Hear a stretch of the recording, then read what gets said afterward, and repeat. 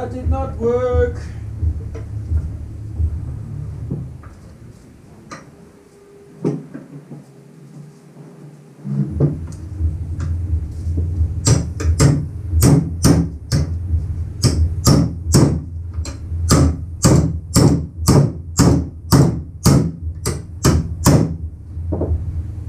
Okay, now we've managed to bend it just slightly so.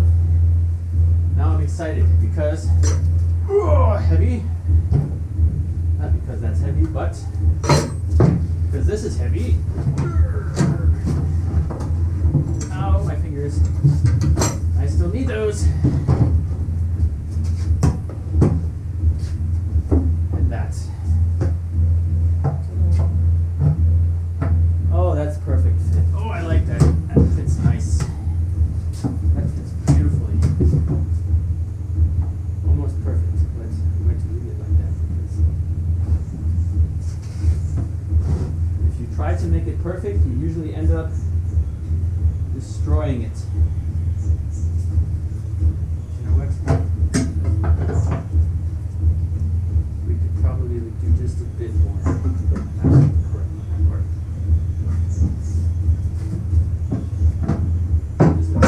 Just a bit. Oops. Ouch. So, oh, wait a minute. Oh, that went the wrong way. Can I flip it around? Yes, I can. I'm cheating. Maybe not.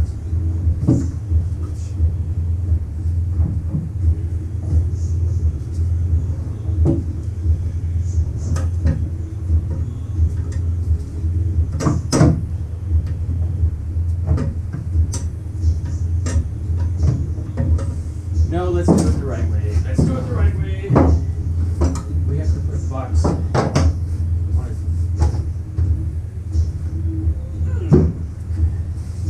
This way. Yes. This way.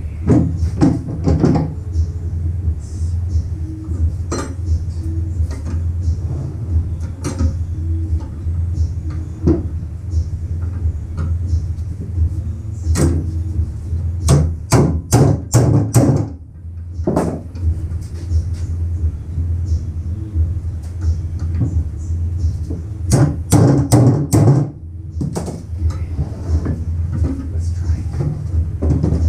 Test fit number 2. Oh yes, that is nice. That fits nicely. Perfect.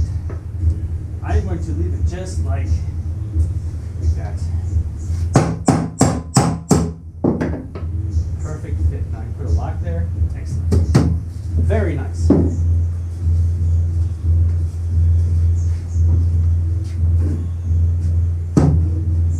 Now, that was super hard and a lot of work.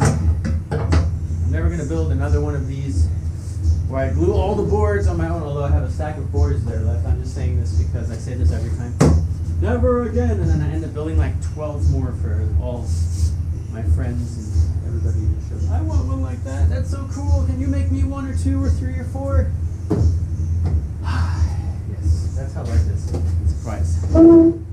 So, there's the box. Nice. Just going to touch up a small spot here.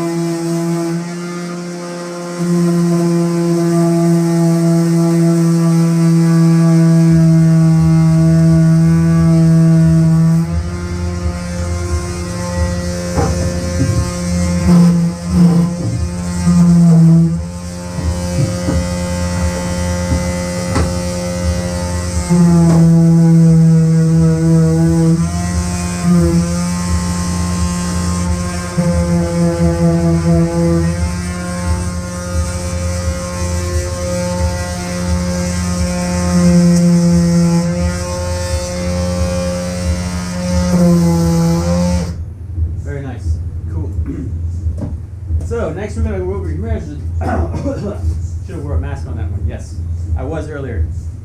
We're going to measure the distance to drill the holes for the handles off of the old box. So let us take a look. We've drilled one hole at 7 and one hole at 22. How about that? 7 point, drilled it at 8. And yes, 8 centimeters in and approximately 11 and a half down. Okay. All right. So 11 and a half. 11 and a half.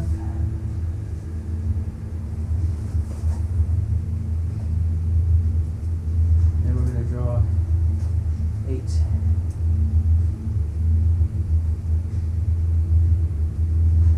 This doesn't have to be perfectly exact. It's just that I put these boards inside to reinforce the sides because these 2 boards alone just glued here kind of weak. So I glued this spare part, or leftover you could call it, yeah. I glued that across, giving it enormous stability, and that's where my rope is going to go. So I said 8, that's correct. So we're going to go 8 centimeters, make a mark along 7. Right there. Same for the other side.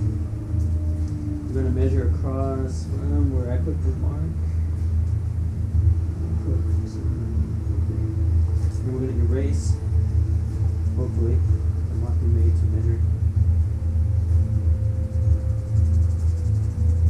Okay. Oh, my eraser just dissolved itself. Look at that. That's awesome. All right. So we'll do the other side to measure. What did I measure this side? So 11.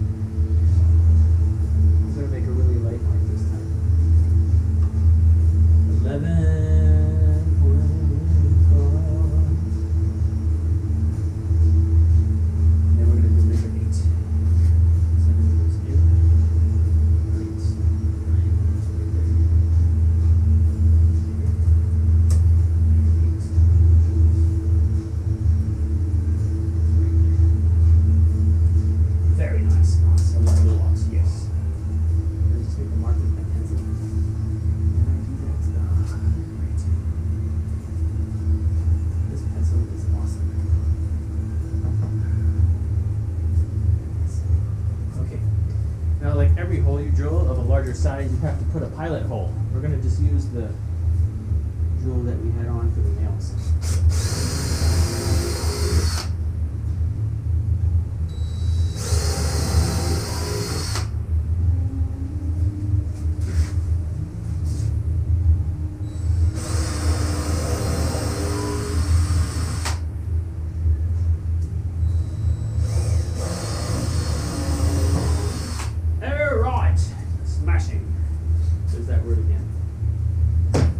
Okay, we're about to find the drill bit. Well, I hope I can find it because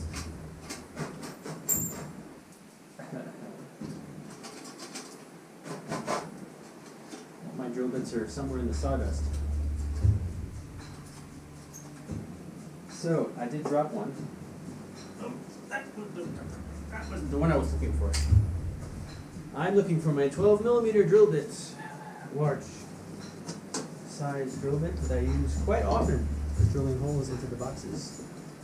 Now, not all Viking style boxes had rope handles, especially the archaeological finds that you can research, like the Mastermere box or the ones from Hedby or Haitabu. Some, I'm sure they had boxes with holes for ropes, or they had some kind of carrying handles on them, because you just saw this box, the size of this box. It's very hard to transport it around if you don't have some sort of handle.